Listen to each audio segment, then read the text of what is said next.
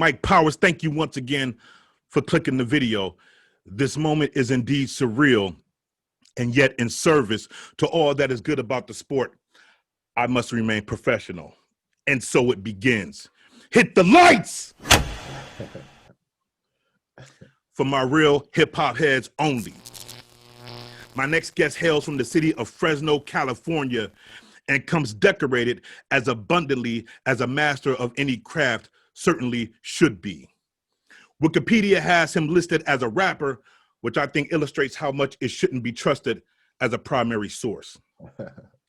Planet Asia does rap, that's true.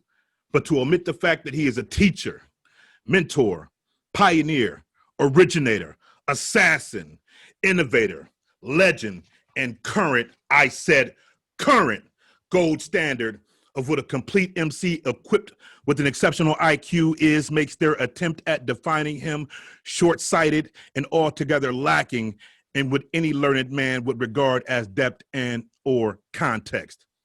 So before I invite some of you up-and-comers on to talk about how great you sound and how deep your catalog is, I figured it was only right to have your father here. It won't be no jumping out the chair and running backstage. The results are in, and he is the father. So if you occupy this lane and you know what lane I'm talking about, you selling merch off the music, selling vinyls, doing shows, getting written about, and feeding your family, then let's not act like this man ain't have nothing to do with it. Some of you young cats may be unfamiliar with his stature, so I'll tell you what's going on here. He is the caliber of artist that if you don't like him, your credentials immediately come under scrutiny.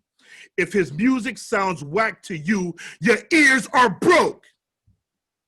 And there exists no medical institution that can teach me how to fix them. So accomplished is he that his name is synonymous with greatness. I don't know who need to hear this today, but his domination of the sport was inevitable on the first day his voice floated over the radio, when radio was still a fucking thing.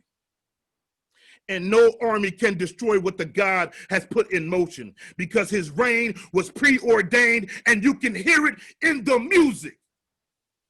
He came from Cali.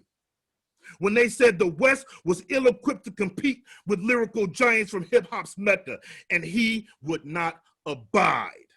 The focus is and remains singular, a legacy that defines what the best of this is. I am proud as hell to have on this platform a true living legend from the most dominant genre of music the world has ever known.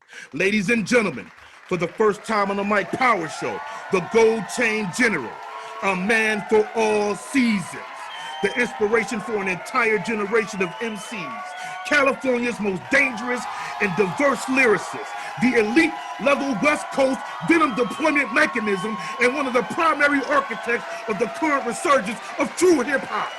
That's my word. Ladies and gentlemen, Planet Asia is in the building. Ooh, man, that's probably the illest. No, that's not even a copy. That is the illest intro I ever had, dude. You topped it all. Like, you touched all the bases, man. I'm here with it. Yo, man, you hit the home run on that one, G. Damn, man. Thank you. I could die right now. Knock on wood, I ain't going nowhere. I could die right now. Y'all see it? Listen, we talked about this for a long time. Y'all said, you got to go get Planet Asia. You got to. Took me a long time. Worked on these questions in this intro forever. And the moment is now here. For all the people that was with me on day one, Planet Asia, ladies and gentlemen, y'all asked for him. He's here. Appreciate you, bro. I appreciate you, man. I'm sorry I'm wilding now. Nah, it's all good, man. Like that's man. I don't even know what to say, bro. I ain't never nobody's ever said that to me, man. Nobody's even said nothing close to that to me directly like that. You are an icon. You've had this game on your back for such a long time, and we're gonna get into the lineage and what's really going on. And I need to start this car and get this motherfucker around the track here. Let me do this. 20 years ago, you burst on the scene with the Cali Agents. Quite an amazing run and personal resurgence for you recently. You dropped multiple classics in 2020. Too many, first of all. So for those who don't know, first of all, why choose the name Planet Asia? Why choose the name? Well, the name Planet Asia, originally I had a name, my name was Asiatic J. It went from Asiatic J to Asiatic X. Okay. And I was like, Asia, but I was thinking about it and I was like, nah, I can't be Asia. I was like, but I want like a superhero name or something. I was like, Planet Asia. I was like, nobody ever called himself a plant, like Planet. I'm like, Planet Asia, that's fire. I was like, I'm gonna use that. And it's, I was sitting in the middle of the projects on Paddle in Fresno when I had to come up with a name. It was just bothering me. And I was just like, yep, Planet Asia is gonna be the name. And I really came up with that name right before people heard me. Wow. Yeah. Okay. So you kind of just debuted it and it was fresh when you. Yeah, because all my other demos is either just Asiatic J, or just Asiatic. You know what I'm saying? Yeah. And before we go any further, because I had forgot to do this, I talked to a few people. I said I was going to interview this man. I almost showed up in a suit because the interview is so important. They said, don't do that. I almost showed up in a whole ass suit. But if I'm not going to show up in a suit, then I got to do this. This is for I know what you mean, though. And this is for all the people that support my channel. They know what I'm talking about. I have to do this for all of us. We got to listen. Let's show some respect to the God. Second question here. Will Cali Agents drop another album? Eventually we will. We have music that we recorded, and we talking about doing another album that's from the How the West Was Won album. Like How the West Was Won is so crazy. Yeah, I know it's like three songs off that album is gonna get played on my live pretty soon. The crazy. Yeah, so we've been working a little bit. We did like, I want to say like 6 records. We got like 6 records in the can. Oh, can't wait. But usually when we do stuff like that, we probably gonna come back and do a whole nother set of songs that's gonna be different than that. Yeah. We might use one or two of those joints. Maybe. Yeah. Someone on Twitter said that you should do a song with the 18th letter, Rakim. Oh, and you said coming soon. Yeah. Talk to me. Yeah. I don't know. I don't want to give it all out. It's not necessarily that, but yeah. Okay. Something like that. Okay. Because listen, let me say something to you. Before Nas, and people, if you could go through my catalog on this channel and see that what I'm saying is true, but my first number one was Rakim. That lasted for a minute, right? Then Nas came along, and then Nas, he had this run. I was, nobody, right? And then you. Nas 1, you right here. I got you 1A, bro. I got that's where you at in my life. So I just want to get that out the way. Cruise Control. Appreciate that. That came out in 2012. Yeah. Talk to me about the unique outfit that you rocking in that video. the brown sweater. Yeah, with the hot waters. Well, you know what? That was my idea. That whole outfit right there, that was my idea, because I was like, damn, I want to do something else, because I was like, the video too normal. I was like, I gotta do something weird or out of ordinary. I was like, you know what? Because it was a couch that was sitting in the front of my apartment building. I was like, you know what? I'm gonna take that couch, put it in the middle of the street. I'm gonna wear these pants that I've never worn, and I don't even know why I even have them. And I'm gonna wear them with my Vans that I never wear, because I never really wear Vans. I have some Vans. I still have pairs of Vans. I don't never wear them. Yeah. But I was like, I'm gonna put on these brown Vans, no socks. I'm gonna get this. You know what's crazy? That was a leather jacket, right?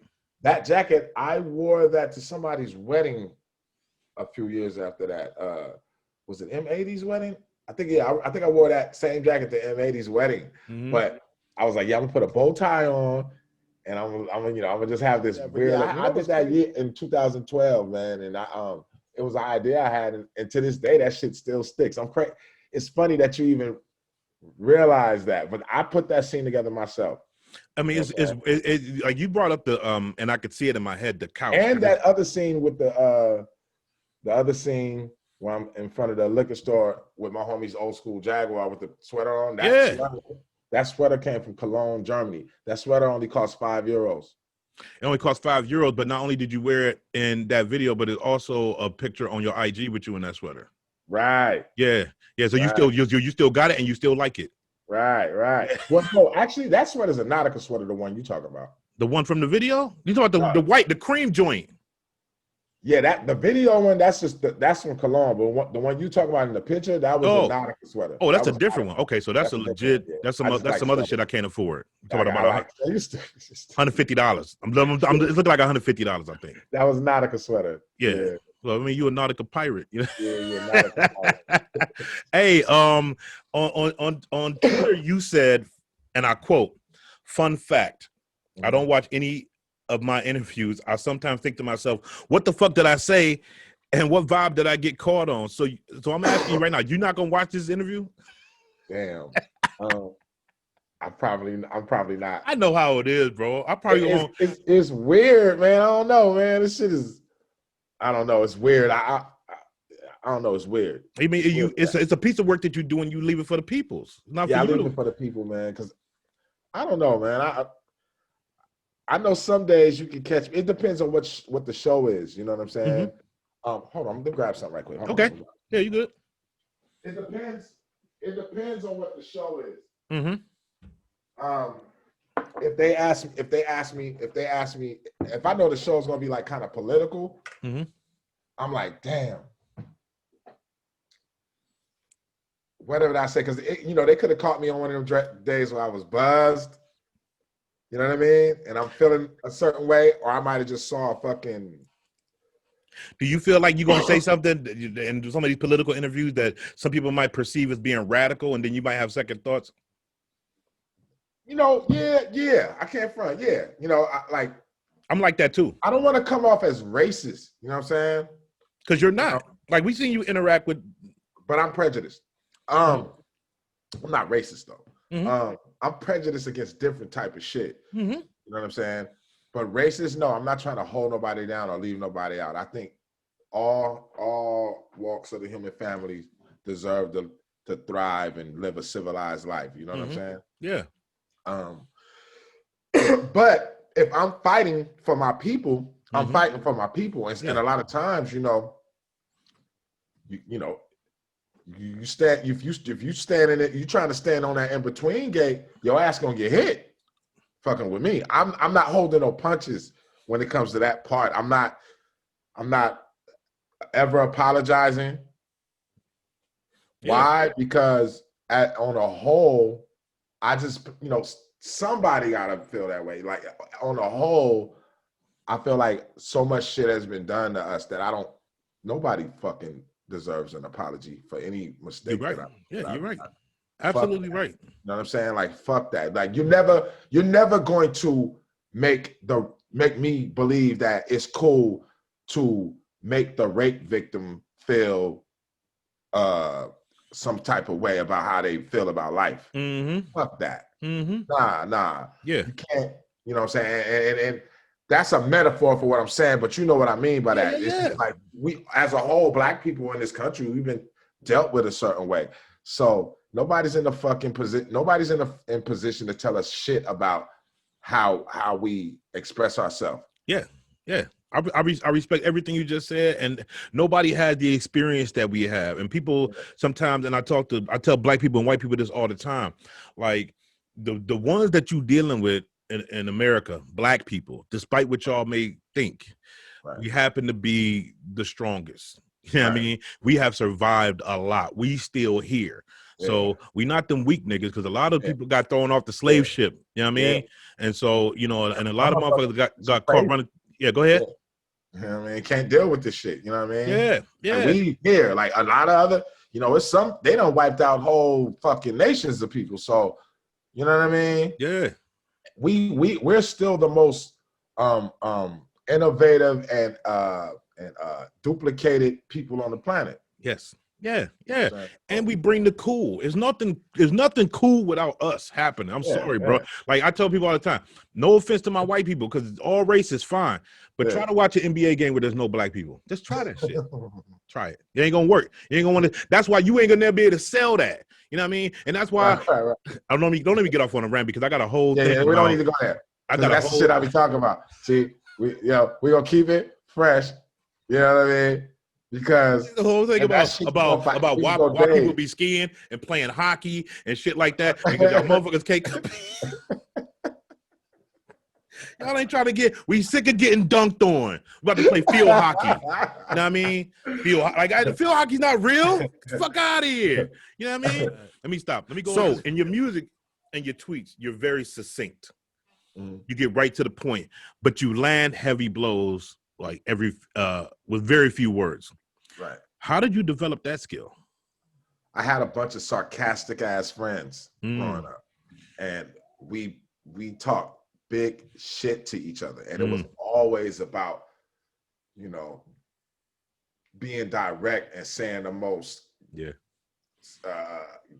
gut wrenching shit to each other. You know what I'm saying? Yeah. So basically, I was trained to know that nobody gives a fuck about how I feel. Yeah. Yeah. I mean, you know that's yeah. My father was like that. You know what I mean? But like you describing playing, and I've talked about this on my show a lot. I used to have to ride the bus a half hour one way and a half hour the other way, back and forth to school. 4th grade, 5th grade, 6th grade. That half hour on the way to school, if you didn't have your jokes or you didn't have a strong spine, you was gonna leave that bus crying because they was gonna say everything about your mama. Self-esteem will be shattered fucking with us. Look, it's women to this day that I don't even remember saying certain shit or just whatever. They would be like, yeah, we knew. Like I would be self-conscious. I would make sure my shit was right because y'all niggas was fucked up. Y'all used to say fucked up shit. And I was like, for reals? I was like, I don't even see it like that. She was like, yeah, y'all used to talk big shit. And I was like, what? Brutal. Yeah, we was brutal on shit. You know what I'm saying? Like we was fucked up though. I ain't gonna front. I always say that. I look back. I'm like, yeah, I've changed. I've changed a lot. You know what I'm saying? Compared to my youthful rude boy stage, bro. Man, I was the worst, man. Oh yeah, there's nothing wrong with it. I mean, it helps develop a thick skin. You know, my father used to put hands and feet on me continuously, and it's like, yeah, some people will be. And my son, who I only put my hands on one time. My son says to me, "Yo, but remember that time?" Yeah, I was like, "Bro, you don't know nothing about no whoopings. You don't know nothing at all. Come on, man. Hell nah." And you got a son that's like a teenager. Yeah. He same with him. He only got one spanking from me, and that's when he was a little bitty baby. Like, he don't even remember that shit. Yeah. But my son bring that up to me. They get spanking. The only time I've ever spanked my kids for them being babies, raising their hand at their mother. Like, I'm like, right. We ain't doing that. This is the thing. Right. Again, people, sorry, that's a black thing now. Yeah. And I'll go around and we see a lot of our white brothers and sisters, they be having these babies out here. It's kind of like they be like, yo, and it's like us, you could be 2 months old. You raise that hand, you getting smacked. You're gonna learn early. Right. That's how it is with us. On the new single, Gunman Zen, you said the game didn't fit me. Right. I came too early. Like you said earlier about how, I mean, this whole wheel that's being spun right now with the merchandise, the direct to consumer style of selling music and shit. I kind of came in the game like that. You know what I'm saying? Even when I did have a record deal, before I had a major record deal, how we were selling our records were through independent underground channels and chains and shit. So we would, like, for instance, my first EP, the Planet Asia EP, the one with the sun, I paid for that. You know what I'm saying? I came out with vinyl before I even came out with CDs. I paid for the vinyl, sold like 1,000 pieces of vinyl. Then I took that money, bought the CDs, right? So now we got vinyl and CDs. And not only that, I'm still putting money on the vinyl because the vinyl's selling. So around that time, I would be making like, and this is like my first just EP putting out, I would be making like 5 G's a month. And I'm not talking about standing on the corner either. I didn't really sell my music like that. Like, every blue moon I would do it just to do it. Like, I got a box of CDs, let me go sell them. But that really was never my style. I always had a chain to be able to sell my music. But you're in Fresno, so how I moved to the Bay Area, but I did move to the Bay. I right? moved I to was the going to Bay. ask you how I moved influential to the was. Bay in '97, and Okay. I ended up getting a job at Amoeba Records. Oh, right? okay. I worked at Amoeba for like a year and a half or something like that, and but I started touring too much, so once I started touring, they was like, we gotta let you go because you've made it already. Like in my mind, I'm like, nah, I still want to work here. They like, nah, you touring, man, go ahead. I'm like, fuck it. So, but yeah, I was getting like $5,000 a month.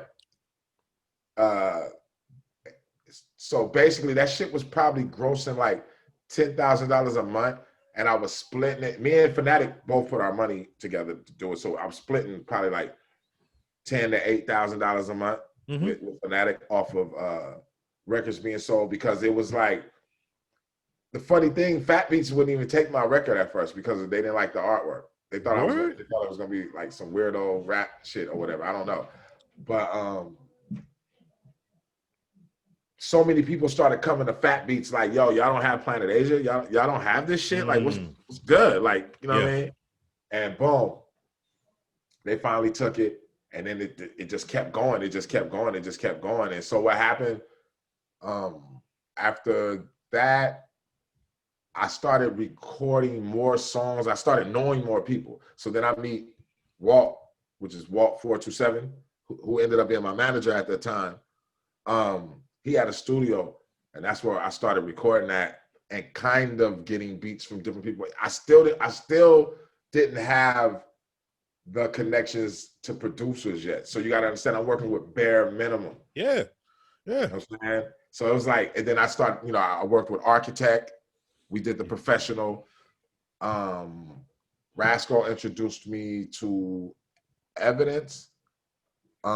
We did Place of Birth, and during that time I jumped on the Dilated Peoples album. It was like shit was just happening, like fast. Like, the first real wave though came from Peanut Butter Wolf's My Vinyl Weighs a Ton. The song In Your Area was like it was on a sampler tape that was traveling around the Gavin. They used to have this seminar on the West Coast called a Gavin. So they used to have one in the Bay, and this particular year they had it in LA. And I remember just that shit was, I didn't think that this shit was possible for me. So it was like to hear people be like, you Planet Asia from the Peanut Butter Wolf tape. I'm like, and all these DJs would be coming to me, and I'm like, oh shit, this shit is real. Like, they know who the fuck I am. You didn't know how nice you was though? Hell no. Like, I come from doing talent shows and shit in a very local, I'm a very local cat from Fresno. Like, I lived in my own world. So, I had ambitions to do this shit, but people really fucking with me like that, I'm like, yo, this shit is crazy. Like, they really like my shit. Like, this is wild. And it was going around everywhere. And we was doing shows. I was just hype man, I was just Rascal's hype man. Really? And we was doing the Gavin and shit, and I saw it. I saw my name traveling around. I would hear people like, yo, that Planet Asia shit. Da, da, da. I'm like, damn, they know about this shit. I did that shit in Peanut Butter Wolf's room on like an 8-track recorder. You know what I mean? Did Too Short have any influence on you out there? Super big. Too Short is one of my biggest influences. Okay. Him and LL Cool J. If you mix LL, Rakim, and Too Short, you get Planet Asia. Okay. All right. Now that makes some sense. Let me see. In the tweet, let's get right to this part. I think this might be a very important question. Let me say that. In the tweet you said, I want to get this right, this whole new renaissance of avant-garde hip-hop came out of me and my brother Rashid Mind. Yep. Don't let nobody try to change the narrative, and Rock Marciano is responsible for the sound of it all. Right. The $1 million question, please break down the lineage and how we got here. What was your role and how did this happen? A lot of this shit, man, is organic, man. As that statement I made is real because I remember when Rock told me what he was gonna do. When was this? What year was this?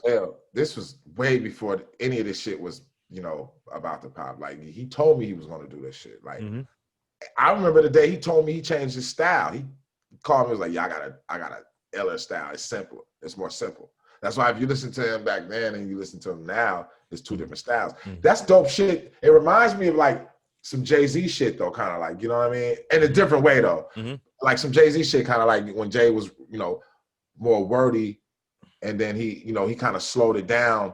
When he's with that, I forget what that. Album. Yeah, I know what you're talking about. Yeah, he slowed it down, and even when you get to like Hard Knock Life, you see that's when he really killed it. And now that I think about it, Hard Knock Life is basically the same thing. It's just it has drums to it, but it's that same sample bass music. But he's definitely the father for that for that lo-fi sound of, because I don't make beats. Rock does. You know what I'm saying?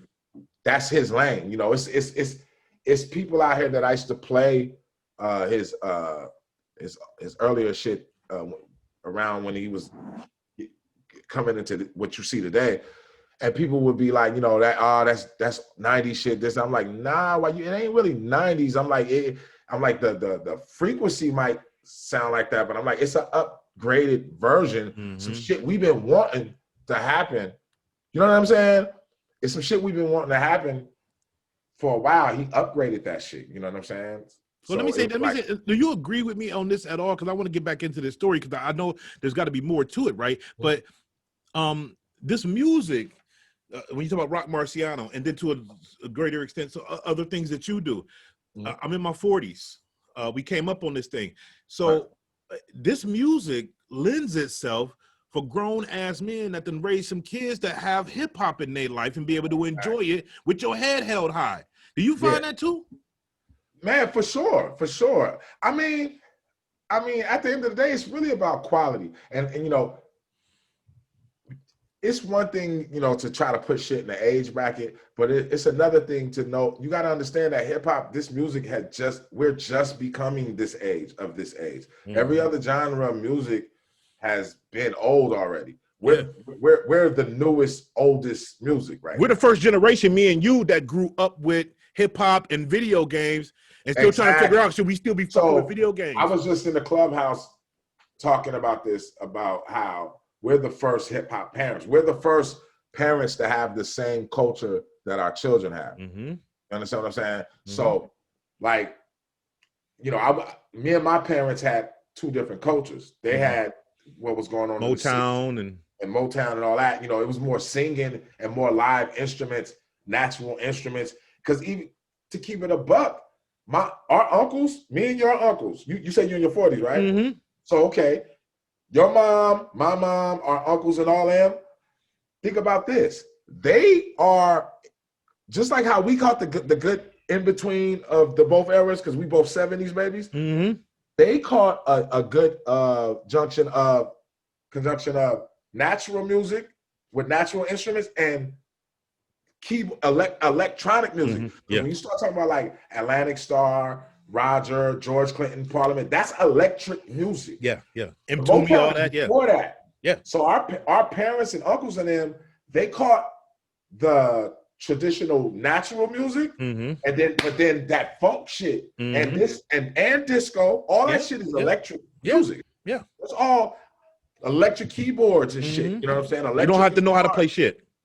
Exactly. So they caught that. For us, they had a little bit of their parents' culture. Now our culture is completely the culture. It's I understand trap, even though I don't make trap music or this, that, and that. I understand it though. It's not like I'm so disconnected from what my children listen to that I don't know. No, nigga, I invented that shit. Like this whole it ain't a variation of rhyme that you can do that I won't know. That's exactly true.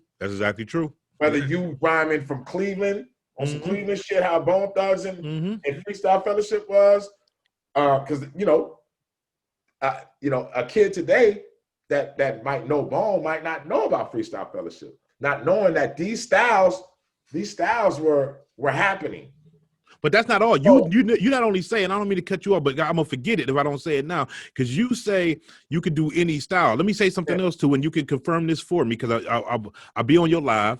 You was in the car one time. You listen to all kind of different music when you're driving, but you said on your live one time, this ain't on my notes, I just remembered it. You said you ready to freestyle against anybody right now. Yeah, off top though. It got to be off top. That's what you're right. Off top. That's what you said. Yeah. And you said anybody. It can't be like you set it up. Right. And somebody's going to see this right now that you said that. So anybody looking at this, don't walk up on me rapping, because I'm not going to do it. It has to be, it got to be off guard. I can't, like, it got to be like, oh, you didn't know it that you was about to get it right now. It got to be like that. You know what I'm saying? You got catch me off guard.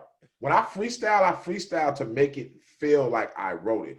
But people are so out of whack with what rhymes is, that shit that I write, the shit that I actually write, people ask me, did I write that or did I freestyle? And I'm like, you're a fucking idiot. Of course I wrote that shit. Like I'm not going into the booth freestyling raps. That's not what I do. Yeah. But the way I write a rhyme, I'll write it where it sounds free, where it's natural. It just sounds natural. That reminds me of Mystery School. Like it pops into my head when you do Mystery School. That sounds like sort of a freestylist like thing, but I'm not like these rappers. Like, I write all my rhymes. Everything you hear me saying is being written. So you're not just going in talking and then punching in. I take pride in telling people that. Like that, all that wild shit you hear, that wasn't no freestyle. That and 9 times out of 10. There's not even no punch-ins. I'm saying that shit from the beginning to end. Most of the songs you hear from, and I'm not even like trying to make that a thing or that should be even a thing. I'm just keeping it honest with you. You're a writer. That's how I record my music. When you hear me rhyme, from beginning to the end is how it's coming off. Because I feel like the style of writing that I do, it doesn't sound, if I punch in on my rhyme, I wrote it to be punched in. Right, to overlap or something. Right, I get it. Yeah, I wrote it that way. Okay. Look, but if I punch in, I wrote it for that. If all the rhymes are gonna go from the. So what about on stage, PA? Like, is you with the mic? You got a guy right here that's backing you up in case when you run out of breath, or can you handle all of that? I came up like that. I had to. I mean, I think having your mans and all that shit is always dope though. If they know your shit, if they know it, you know what I'm saying? If they know your shit, then that shit is the best thing in the world. I mean, don't let nobody lie to you. Because you drop off at the right time and then he come in and do his part. Air. Trust me, you need that air. That shit it makes a big difference. It just gives a dynamic. I love having that hype man. I was a hype man, man. And I think that's a whole nother element too. People, it's so much shit you can learn even just being a hype man. You know, I learned how to be a great performer, a great performing artist, being a hype man. And it's crazy because Rascal was a dancer for another rap group before he was a rapper. I was always rapping. The dancer put me in the game. You feel what I'm saying? So through him, I had to learn. I never, to keep it a buck, I never planned on being somebody's hype man as far as getting in the game. Yeah. So that was new for me. So like my first couple shows, I could only do a little bit, right? And I wanted to do more. So I had to learn his rhymes too. Yeah. And I have to be able to be in pocket with him. So to this day, I can go do a show with Rascal as a hype man and have every 4 bars and innuendos and all the innuendos just in pocket from just muscle memory of performing with him that much. And then I want to hype man shit in me. You know what I'm saying? Yeah. And I didn't want to, for the young people that might be watching this right now, some people might go, oh, well, yeah, you know, Planet Asia started off as a hype man. Now look at Planet Asia right now. The whole secret is, you know, he got, what's the secret? Oh, he got in there. He was a hype man. No, the secret is he added value. That's the story he just told. I added value. You have to add, because you could be a hype. You're gonna either be a hype man that's gonna be a hype man for the rest of your life, or you're gonna learn from that shit. You're gonna learn. It's other shit. Because ask Rasco about me. Rasco the whole time before I even got in the game, telling me that I'm going. He was telling me I'm going to be bigger than him. Who does that? What rapper does that? He'll tell you himself. Ask him. Yo, I used to think he was bullshitting me because I was living fucked up, and I used to think he was just trying to gas me and make me feel good. You know, like, you ain't got a lot of me, my nigga. I'm a Scorpio. I don't really want to hear that bullshit. Like, don't gas me up. I don't really. Maybe that's why people think I'm so humble, because I still to this day kind of be like, okay, you love my shit. I'm just thankful. I'm thankful. Trust me, I'm thankful. But it's weird to me still. Like, oh shit. Hey, you humble as hell. But then listen, and people, everybody that knows you that I've talked to, they's like, yo, down to earth dude, cool ass dude, straight up dude, 10 toes down. Me, 6 months. I was like, yo, I'm trying to interview Planet Asia. He's like, yo, you reach out. I said, I'm scared. I said, he's too good. I don't want to reach out to this guy. I mean, if you're a weirdo, be scared. You didn't, I don't really do a lot of too many interviews with people. If you notice, I'm not really on no real, I only really do the super underground ass shit. It's not even by choice either. I fuck with who fuck with me. That one girl, let me say, because I'm going to forget this again. His name is right here, and I keep on forgetting. Shout to Tamar, carrying the culture. Y'all go check out this man's show. I call him the hip hop. I feel like we related. Huh? I be feeling like me and Tamar related. He like my other cousin. It's like me, my cousin Kevin, and he would be like our super hip hop out ass, because we all hip hop like that. And me and my other cousin always talk about him like, yo. I'm like, yo, he went too far on that one. But I'm like, that has to exist. He's like, yo, I feel the same way. Like, we need a nigga like that to exist. That's just straight up. I ain't fucking with nothing if it ain't. Yes. He is. He's real. I'm a little bit more lenient.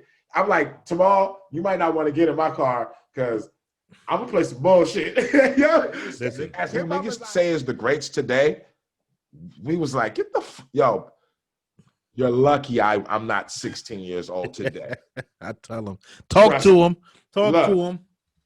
Yo, listen, it's niggas that be getting named as top #1, bro. Let's just get it out the way. I don't know how you feel about that. We be like, get the fuck out of here with that shit. And I don't know how you feel about this. And respectfully, I don't care, because this is my opinion. He will beat you up over some shit like that. This is my opinion. This ain't PA, because he just said these niggas that. So for all y'all niggas, PA ain't not saying this. I'm saying this. For all y'all niggas keep saying J. Cole, stop it. Fucking stop it. This guy will smack J. Cole lyrically. We're not talking about violence. He can't listen. Stop it. That boy vanilla compared to my man's right here. That's his opinion, y'all, not mine. That's my opinion. And if J. Cole got something to fucking say about it, and let's step up and let's do a battle. You funny. But see, it's I had that type of mentality though. Yeah. That's the mentality I had. But yeah. To keep it real, he would have got it too. I'm gonna just keep it a buck. Yeah. I wouldn't have let that live. Like, you would have had to. We have to meet. Like, 'cause think about it. All my favorite artists, and you just made me think about this right now. Mm-hmm. I've rubbed shoulders with all my favorites. Niggas don't want that. Niggas didn't want that. But hold on.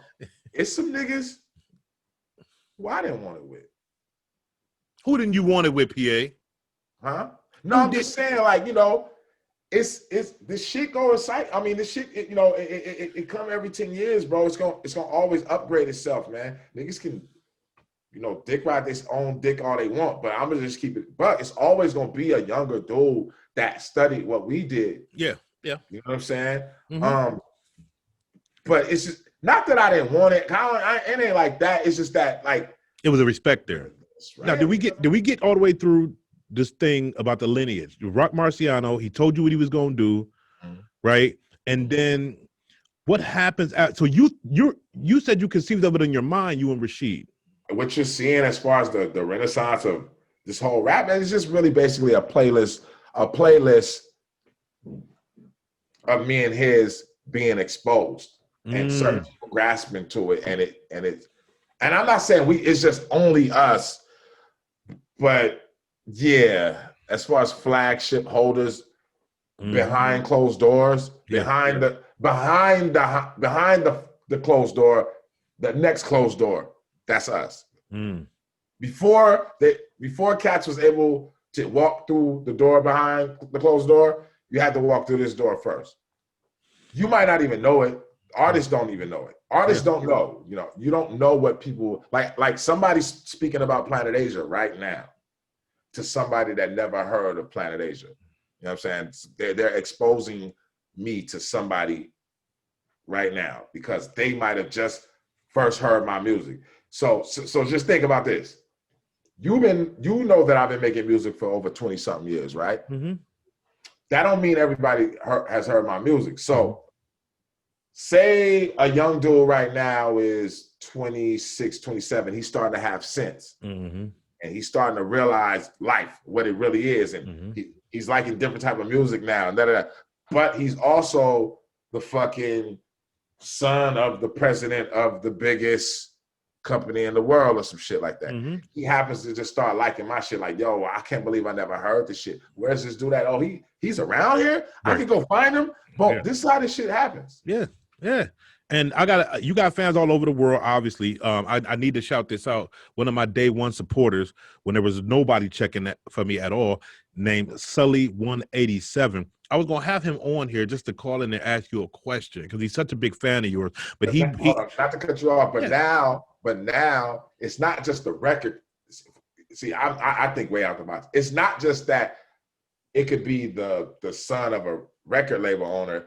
It could be the son or just a person that has power. Right? Yeah. He could be fucking working. He could be the owner of Kellogg's. He could be the fucking owner of Apple. He could be, whatever the fuck it is. But he's been exposed to your shit and he wants to be in your world, or he or she. Yeah.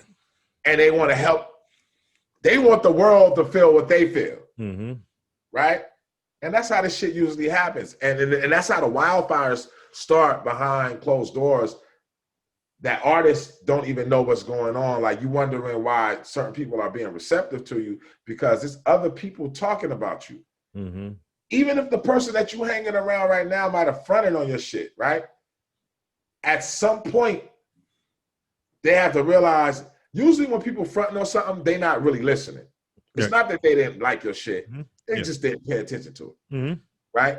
I remember back in the day when I remember the first time my man Architect was telling me about MF Doom, but I didn't know it was Dev Love X or nothing. I'm just looking at the cover. I'm taking it on face value. I'm like, what kind of backpack shit is? I'm not listening to that. And then I'm at Agony Crib one day, Phil the Agony Crib one day, and he's playing this shit over and over and over, and he's rapping the shit.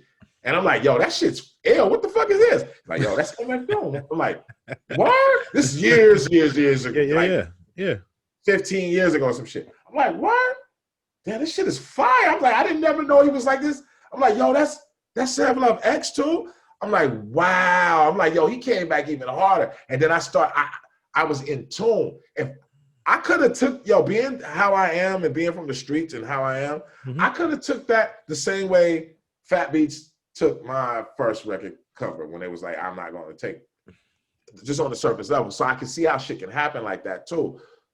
But it was that, sometimes you have to be able to tap in to music. Everybody taps into music in different ways. Yes. So like the Planet Asia fan base is weird. It's not really, like, I could put out a project today, right? Usually it doesn't, I'll have a few people that'll fuck with it. A lot of my music doesn't get fucked with till like a year later, it seems like, or sometimes 2 years later. And it's weird because it's like, I get hit up about music that I'm like, damn, that's old, my G. Like, that's old. And they be like, this is my regiment. Like, this is right now. And I'm like, yeah, but I made that 11 years ago. Yeah. But so now listen, Sully, because I got to do this for Sully. Sully187, he loves you. And he just wanted me to tell you that. He's from Norway. You know what I mean?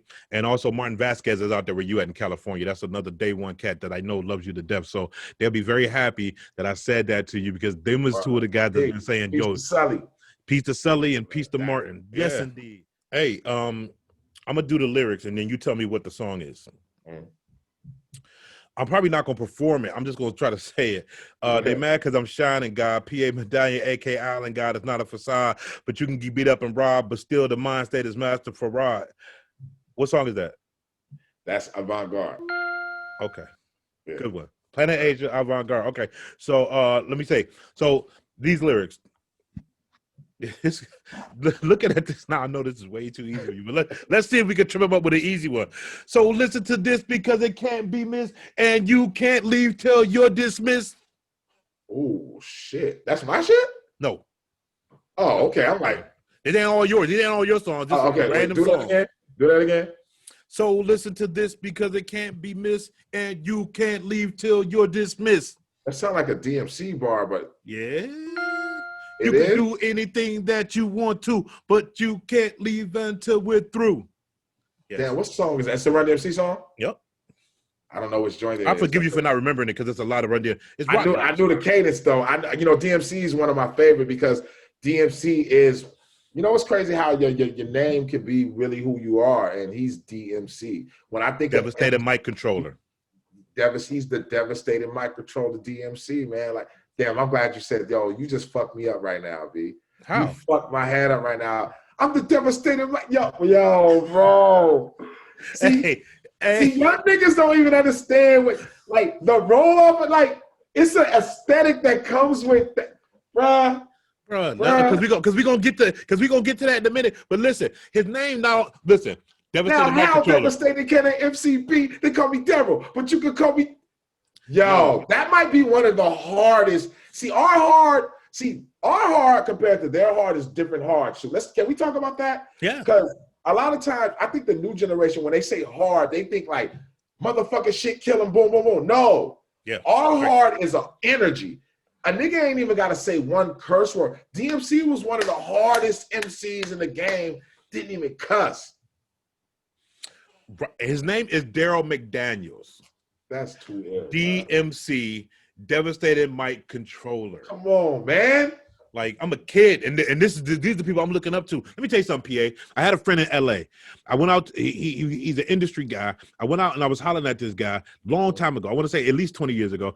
He says, I'm going over to the Mondrian. I'm about to go meet Run DMC. Do you want to go? What? Do I want to go meet Run DMC? He take me over to the Mondrian. We knock on the motherfucking door. I got one of these, the camcorders that you used to have to carry like this. Right. I got one of them big fucking joints. I told him, dude, can I film? He's like, yeah, film. We open up the door.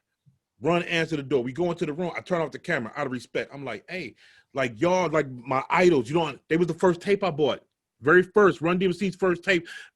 Thriller was my second. And I'm like, yo, you mean so much to me. I was like, can I film y'all talking to me? He was like, yeah. Listen, I'm filming. They talking. We just kicking it. My friend who I went to school with in Virginia, he was so proud of me and excited for me. He's like, yo, let me see the tape. This is 20-something. We don't have this. You can't email files. VHS tape. I took it right out the camera. Mailed it to him. Nigga lost it. So, but he lost my VHS tape. I want to punch this nigga, man. Yo, I had a night with Run DMC myself, bro. What happened? Yo, my ex-girl at the time, when in the Bay Area, man, she used to work for this this company that used to throw raves and shit. You know what I'm saying?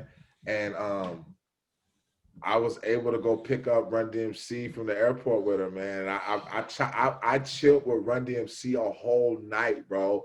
Like Planet Asia was able to kick it with Run DMC. I'm talking about Jam Master Jay, Run, and DMC. Bro, I didn't even really, and it was crazy. And so they fucked around and locked the keys in the van for somehow. And my subconscious was like, if these niggas really, really from Queens, how I think they are, from Jamaica Queens from Hollis Queens. Yeah. I'm like, they gonna be able to break in this car with no problem. Yo, I was like, we ain't gonna. This is my conscience telling me. We ain't gonna need AAA. Lo and fucking behold, G, these niggas did the old school, the shit where you slide the shit through the window. And the hanger? Yo, they popped it. I was like, y'all niggas still got it. I was like, you still got it, huh? Yo, we was cracking up. Like, when was this? I'll never forget that night. Yo, on a rider, yo, this is why, yo, Run DMC is the illest. Why on a rider, G? They had never changed their rider from the 80s. For those that don't know, a rider is a list of things that the artist requires before they go on stage. They had Old English 800 and Kentucky Fried Chicken on their rider, bro. Run DMC was throwing back OEs. I was like, and you know what? I don't even think they was eating or drinking that shit, but that shit was on their rider. So, you know, you talking about Run DMC, you're going to get whatever the fuck you want. Some niggas want blue M&Ms, and it happens. Yeah. Yo, I did a show with Kool Keith back in the day.